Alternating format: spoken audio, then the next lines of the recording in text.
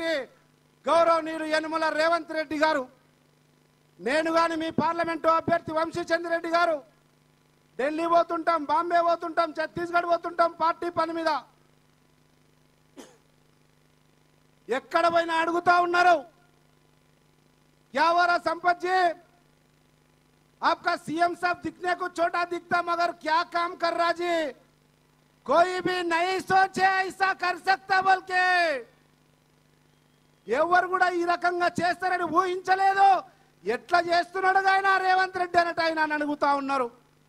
అది మన బిడ్డ గౌరవం, మన పాలమూరు గౌరవం దశ దిశలా యావత్ భారతదేశంలో మారుమోగుతా ఉంది. దానికి కారణం మీ అందరూ అండగా నిలిచిండ్రు, వారు చెప్పినటువంటి ఆలోచనలకు అనుగుణంగా నడిచినారు కనుకనే ఈరోజు మనకు ఆ గౌరవం దక్కింది. మళ్ళీ అదే గౌరవం దక్కాలంటే మన నాయకుడిగా రేవంత్ రెడ్డి గారికి నైతిక స్థైర్యాన్ని ఇవ్వాలి, కాంగ్రెస్ పార్టీకి అండగా నిలబడాలి. రేపు రాబోయే ఎంపీ ఎన్నికల్లో కూడా కాంగ్రెస్ అభ్యర్థిగా వంశీచంద్రెడ్డి గారిని గెలిపిస్తేనే ఇంకా ధైర్యంగా అనేక కార్యక్రమాలు తీసుకునే అవకాశం ఉంటుంది. ఒక రెండు విషయాలు చెప్తా. ఏ 6 గ్యారంటీల పేరు మీద అమలు చేసి ఈరోజు చారిత్రాత్మకమైన ముఖ్యమంత్రిగా 29 రాష్ట్రాల్లో కొనియాడబడతా ఉన్నాడు. ఈరోజు Bharatiya Janata party manifesto release చేసింది. ఎంతమందికి తెలుసో తెలియదో నాకు తెలియదు, కానీ నిన్ననే నరేంద్ర మోడీ చక్కగా 36 పేజీల మేనిఫెస్టో రిలీజ్ చేసిండ్రు. భారతీయ జనతా పార్టీ మేనిఫెస్టో ఒక్క అక్షరం ముక్క కూడా, ఒక్క పదం కూడా తెలంగాణ రాష్ట్ర అభివృద్ధి విషయంలో కానీ తెలంగాణ రాష్ట్ర ప్రజల సంక్షేమం విషయంలో కానీ లేదు వారి మేనిఫెస్టోలో. భారతీయ జనతా పార్టీ అభ్యర్థులుగా వచ్చేవాళ్ళు ఏం ముఖం పెట్టుకొని ఓట్లు అడుగుతారని వేదిక ద్వారా ప్రశ్నిస్తా ఉన్నాం. ఒక్క ముక్క లేదండి మీకు సంబంధించింది, మనకు సంబంధించింది, మహబూబ్నగర్ పార్లమెంట్కు సంబంధించింది, నారాయణపేటకు సంబంధించింది, ఒక్క ముక్క కూడా లేదు. ఏ రకంగా భారతీయ జనతా పార్టీ నైతిక హక్కును కోల్పోయిందో ఆలోచన చేయమని కోరుతా ఉన్నా. ఇంకొక పార్టీ ఏం తొక్కిండో తెలియదు రేవంత్ అన్న, కానీ కనబడకుండా భూ పాతాళానికి పోయింది బీఆర్ఎస్ పార్టీ అనే పార్టీ. ఎట్లా దొక్కిండో మీరే చూసిర్రు, ఎన్నిసార్లు దొక్కిండో మీరే చూసిర్రు. అది ఈరోజు కనబడే పరిస్థితుల్లో లేదు, జాకి పెట్టినా లేచే పరిస్థితుల్లో లేదు. దాన్ని విడిచిపెడదాం. ఈరోజు బీజేపీ పార్టీ మీద పేరు వస్తున్నట్టు ప్రధానంగా మన మహబూబ్ నగర్ పార్లమెంట్లో అత్యధిక జనాభా కలిగిన వాళ్ళు ఎవరు? నా ముదిరాజు పులి బిడ్డలు. మరిగిందండి ముదిరాజు బిడ్డలకు. భారతీయ జనతా పార్టీ కేంద్రంలో కానీ ఈరోజు ఓట్లు అడగడానికి వచ్చిన వాళ్ళు భారతీయ జనతా పార్టీ తరఫున ఇదే కాంగ్రెస్ పార్టీ భిక్షతో దశాబ్ద కాలం పాటు మంత్రిగా ఓ వెలుగు వెలిగి ఈ ప్రాంత బిడ్డగా చెప్పుకునేటోళ్ళు ఏం చేసిండ్రు? ఈ ప్రాంతంలో అత్యధిక మెజారిటీ జనాభా ఉన్న ముదిరాజులకని అడుగుతా ఉన్నాం. గుండె మీద చేసుకొని సమాధానం చెప్పాల్సిన అవసరం ఉంది. అదే సందర్భంలో ముదిరాజులు కూడా గుండె మీద చేసుకొని ఆలోచన చేయాల్సినటువంటి అవసరం ఉంది. రేపు 13వ తేదీ ఓటేసే ముందు మీ ముందు కనబడతా ఉన్నాడు నిలువెత్తు నిదర్శనం. మీ జీవితాలను మార్చబోతా ఉన్నాడు ముదిరాజు బిడ్డలారా. రేవంత్ రెడ్డి అనేబడే నాయకుడు మీ తరతరాల బిడ్డల జీవితాలను మార్చడానికి వచ్చిన మహానుభావుడుగా కొనియాడబడతారు. కాసేపట్లో మీకు శుభవార్త కూడా తెలియజేస్తారు. ఆలోచన చేయండి.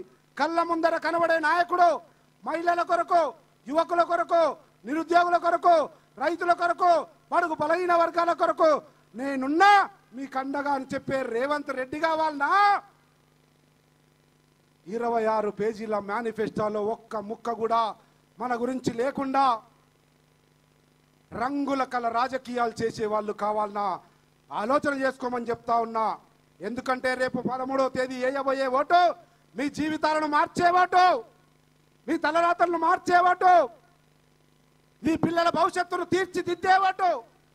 అవన్నీ జరగడానికి నిలువెత్తు నిదర్శనంగా మనకు అండగా మన గౌరవ ముఖ్యమంత్రి ఈ గడ్డ బిడ్డ మనం మనకందరికీ గర్వకారణం.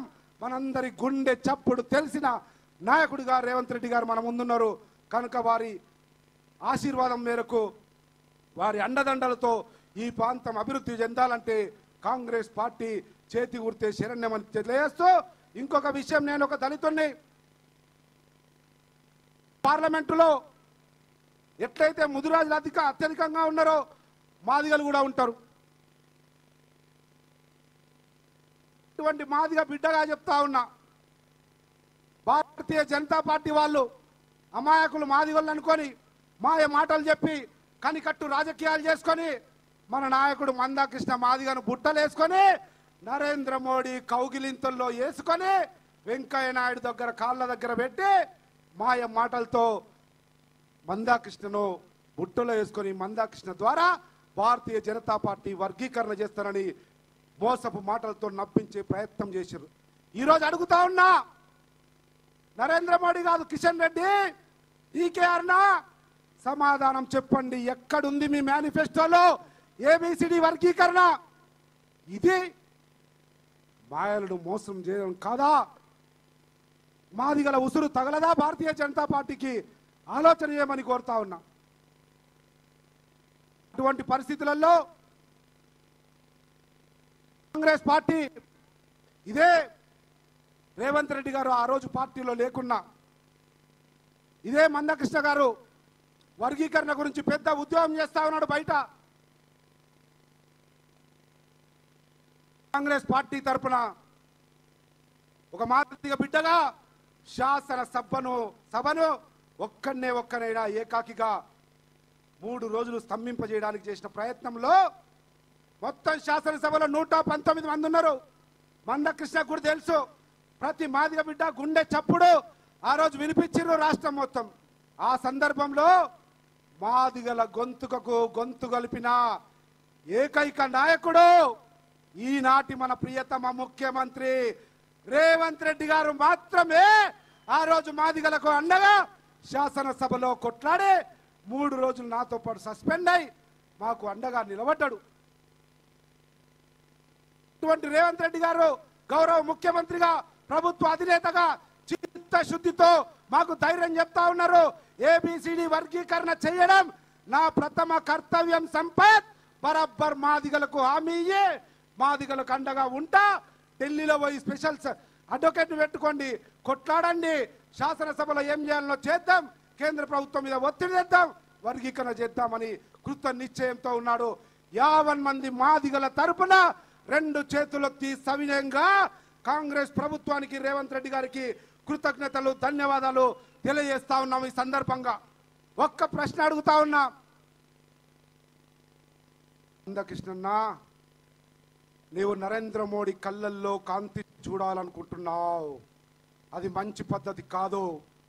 మాదిగల వ్యతిరేక మనువాద పార్టీని, నరేంద్ర మోడీని, మన ఆత్మ గౌరవాన్ని తాకట్టు పెట్టడానికి ప్రయత్నం చేయవద్దు అని 2 చేతులెత్తి మొక్కుతూనే నీవు నరేంద్ర మోడీ కళ్ళల్లో కాంతి చూడడానికి ప్రయత్నం చేస్తే యావత్ తెలంగాణ మాదిగ ప్రజల కళ్ళల్లో కాంతి చూపించడానికి గౌరవ ముఖ్యమంత్రి రేవంత్ రెడ్డి గారు ప్రయత్నం చేస్తా ఉన్నాడు.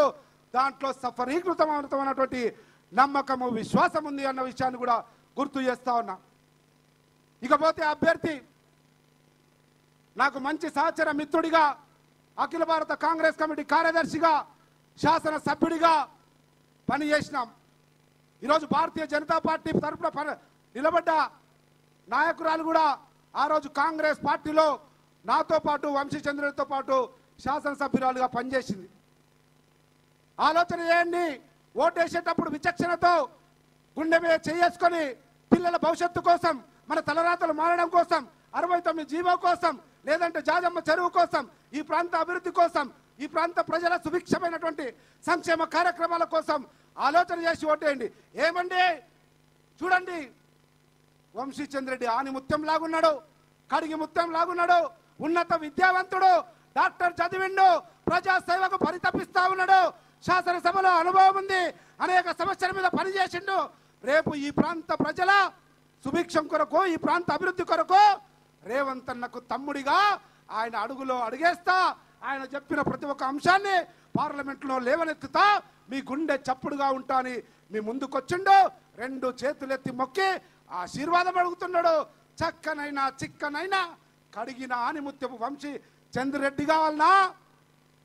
ఈ ప్రాంతం పేరు మీద మీ అందరి ఆత్మ గౌరవాన్ని తాకట్టు పెట్టి అనేక సంవత్సరాలు అధికారంలో ఉన్న ఇసుక దంద చేయలే వంశీ చంద్రెడ్డి, సారా దంద చేయలే వంశీ చంద్రెడ్డి, కిరోసిన్ దంద చేయలే వంశీ చంద్రెడ్డి, లిక్కర్ షాపులు చేయలే వంశీ చంద్రెడ్డి, క్లషర్ మిషన్లు పెట్టలే వంశీ చంద్రెడ్డి, ఫామ్ హౌస్లలో పనిచేసేవాళ్ళని చంపలే వంశీ చంద్రెడ్డి, స్వచ్ఛమైన మల్లెపూ లాంటి వంశీ చంద్రెడ్డి కావాలన్నా? ఈ రకమైనటువంటి చరిత్ర మరకరు మలినమైన రాజకీయ చరిత్ర ఉన్న వాళ్ళు కావాలన్నా? ఒక్కసారి ఆలోచన చేయండి. ఈ సందర్భంగా మనం అందరం కూడా మన బిడ్డగా నేను కానీ నాకైతే 50 ఏళ్ళు, ఇప్పుడు ఇక్కడ ఉన్న వాళ్ళందరికీ చెప్తా ఉన్నా, మనము మన తరము చనిపోయే వరకు కూడా పాలమూరు గడ్డకు ఇటువంటి మహర్దశ రాదు. మళ్ళీ రేవంత్ రెడ్డి ముఖ్యమంత్రి లాంటి మహర్దశ మళ్ళీ రాదు. అటువంటి మంచి అవకాశం వచ్చింది, మహర్దశ వచ్చింది. మొన్ననే 1000 కోట్ల రూపాయలు ఇచ్చిండు, ఇంకా ఇవ్వడానికి సిద్ధంగా ఉన్నాడు. కనుక దయచేసి వారి నాయకత్వాన్ని బలపరచడం కోసం, వారికి ఆత్మస్థైర్యాన్ని ఇవ్వడం కోసం, వాడు రాబోయే రోజుల్లో ఇంకా ఈ ప్రాంతానికి ఎక్కువ నిధులతో అభివృద్ధి చేయాలనేటువంటి ఆలోచన రావడం కోసం అందరం కూడా ఏకతాటిపై రేవంత్ రెడ్డి గారి నాయకత్వంలో ఉమ్మడి మహబూబ్నగర్ జిల్లా బిడ్డలందరూ వారికి అండగా ఉన్నారన్నటువంటి విషయాన్ని రేపు ఎన్నికల్లో తెలియవలసిందిగా మరి ఒకసారి మీ అందరికీ 2 చేతులు ఎత్తి విజ్ఞప్తి చేస్తూ సెలవు తీసుకుంటా ఉన్నా. జై హింద్, జై కాంగ్రెస్. దయచేసి అందరు కూర్చోవాలి. ధన్యవాదాలు సంపత్ గారు. దయచేసి ప్రతి ఒక్కరు కూర్చోవాలి. 2 నిమిషాల్లో మన ప్రియతమ నాయకుడు రేవంత్ రెడ్డి గారు మాట్లాడతారు. ఇప్పుడు